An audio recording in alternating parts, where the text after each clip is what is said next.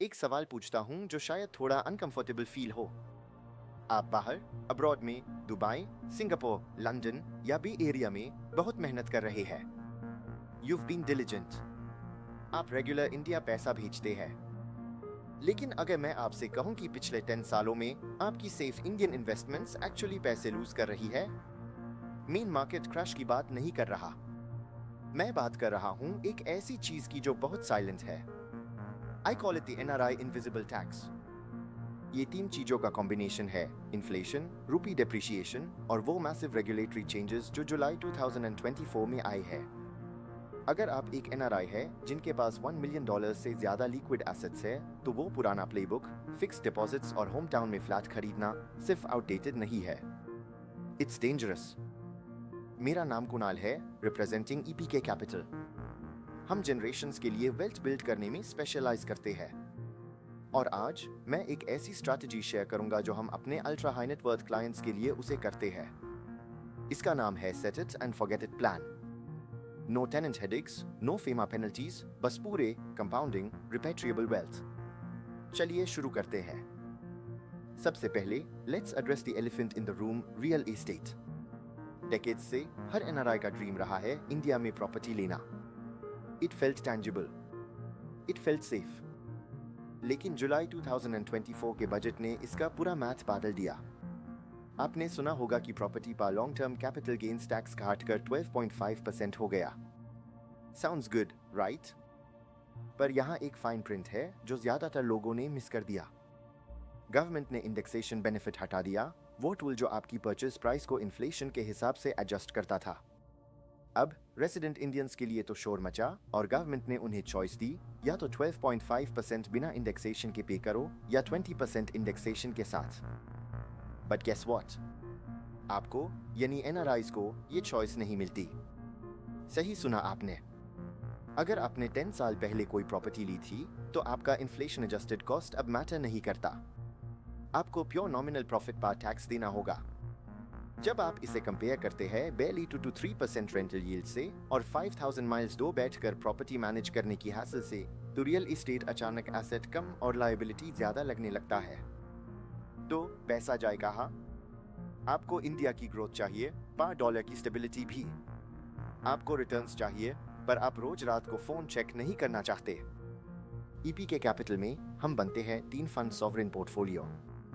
ये सिंपल है, लिक्विड है और लीगली बुलेट प्रूफ है। आपका आधा पोर्टफोलियो जाएगा इंडिया ग्रोथ इंजन में। हम strictly passive index funds recommend करते हैं, जैसे निफ्टी 50 या निफ्टी 500। क्यों? क्योंकि 10 साल के पीरियड में 70% एक्टिव फंड मैनेजर्स इंडेक्स को बीट नहीं कर पाते। तो लोअर परफॉर्मेंस के लिए हाई फीस क्यों देनी? आप इंडिया इनकॉर्पोरेटेड पर बेट कर रहे हैं रिलायंस, एचडीएफसी, टीसीएस। अगर इंडिया 5 ट्रिलियन इकोनॉमी बनता है तो ये बकेट आपको वेल्दी बनाएगा। और टैक्स सिर्फ 12.5% गेन्स पर 1 साल के बाद। यहाँ ज्यादातर एनआरआईज गलती करते हैं। उनका 100% इंडिया पोर्टफोलियो रुपीस में होता है, पर आप डॉलर या यूरो वर्ल्ड में रहते हैं। अगर रुपी 3% गिरता है, जो हिस्टोरिकली होता ही है, तो डॉलर टर्म्स में आपकी पोर्टफोलियो वैल्यू गिर जाती है। Solution: international mutual funds. ये इंडियन फंड्स है जो SP 500 या नस्डाक में इन्वेस्ट करते हैं। और यहाँ 2024 अपडेट की सबसे बड़ी जीत है, पहले इन पर आपके स्लैब रेट के हिसाब से टैक्स लगता था अप टू 39% या 42%। लेकिन पोस्ट जुलाई 2024 अगर आप इन्हें 24 महीने से ज्यादा होल्ड करते हैं तो टैक्स घटकर 12.5% हो गया है। ये एक ह्यूज आर्बिट्रेज अपॉर्चुनिटी है। आपको डॉलर एक्सपोजर मिल रहा है, इंडिया से मैनेज हो रहा है और टैक्स रेट शायद यूएस या यूके से भी कम है। फाइनली आता है sleep well bucket. Fix deposits के बजाय जो आपके स्लैब रेट पर टैक्स होते हैं और ब्रेक करना मुश्किल होता है, हम उसे करते हैं टारगेट मैच्योरिटी डेट फंड्स। ये गवर्नमेंट बॉन्ड्स खरीदते हैं। ये लिक्विड है, इमरजेंसी में आप कल हाई बेच सकते हैं। और एफडीज की तरह आपको हर साल इंटरेस्ट पर टैक्स नहीं देना पड़ता। आप टैक्स तभी देते हैं जब आप सेल करते हैं। ये टैक्स डिफरल आपके पैसे को सालों तक बिना किसी रुकावट के कंपाउंड होने देता है। अब मुझे पता है आप क्या सोच रहे हैं, लेकिन अगर मैंने इंडिया में इन्वेस्ट किया तो क्या मेरा पैसा वहां फंस जाएगा? क्या मैं इसे वापस न्यूयॉर्क या लंदन ला पाऊंगा? ISC हम कहते हैं repatriation myth.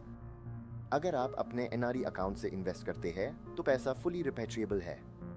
Principal plus profits, no questions asked. अगर आपके पास लेगेसी मनी है जैसे इनहेरिटेंस या रेंट जो NRO अकाउंट में है तो भी आप एक फाइनेंशियल ईयर में USD 1 मिलियन तक वापस मूव कर सकते हैं। ये रफली 8.4 करोड़ रुपीस होता है। जब तक आप मैसिव इंस्टीट्यूशनल सम्स मूव नहीं कर रहे, लिक्विडिटी कोई इशू नहीं है। RBI एक्चुअली चाहता है कि ये प्रोसेस स्मूथ रहे, लेकिन एक गलती है जो आपको मुसीबत में डाल सकती है, द सेविंग्स अकाउंट ट्रैप। अगर आपको NRI बीन U182 दिन से ज्यादा हो गए हैं और आपके पास अभी भी रेगुलर रेजिडेंट सेविंग्स अकाउंट है तो आप फीमा रेगुलेशंस वायोलेट कर रही है। पेनल्टी अकाउंट बैलेंस का 3 गुना तक हो सकती है। प्लीज अपने आप पर एक एहसान करें, इमीडिएटली अपने अकाउंट्स को NRO NRE में कन्वर्ट करवा लें। ये एक सिंपल पेपर वर्क है जो आपको एक रेगुलेटरी नाइटमेयर से बचा लेगा। इन्वेस्टिंग एक्साइटिंग नहीं होनी चाहिए, इसे आपकी रातों की नींद नहीं उड़नी चाहिए। It should be like watching paint dry और ग्रास ग्रो। अगर आपको एक्साइटमेंट चाहिए तो कैसीनो जाइए, एगर वेल्थ चाहिए तो सिस्टम बनाइए। ये set it and forget it plan market को टाइम करने के बारे में नहीं है, ये टाइम इन द मार्केट के बारे में है। ये एक्सेप्ट करने के बारे में है कि आप एक ग्लोबल इंडियन है जिसे एक ऐसा पोर्टफोलियो चाहिए जो आपके ग्लोबल एम्बिशन से मैच करे। EP के कैपिटल में हम रोज फैमिलीज की हेल्प करते हैं ऐसे पोर्टफोलियोज डिजाइन करने में। हम इंश्योर करते हैं कि आपका KYC कंप्लायंट हो, एसेट एलोकेशन साइंटिफिक हो और आपकी लेगेसी सिक्योर रहे। अगर आपका कैश FDs में पड़ा है या आप लो यील्ड रियल एस्टेट में फंसे हैं तो आइए बात करते हैं। हम आपका करंट सेटअप रिव्यू कर सकते हैं और आपको दिखा सकते हैं कि लीक्स कहाँ हो रही है। मैंने नीचे एक लिंक दिया है, क्लिक कीजिए and let's start building wealth for generations. मैं हूं कुणाल। Thanks for watching.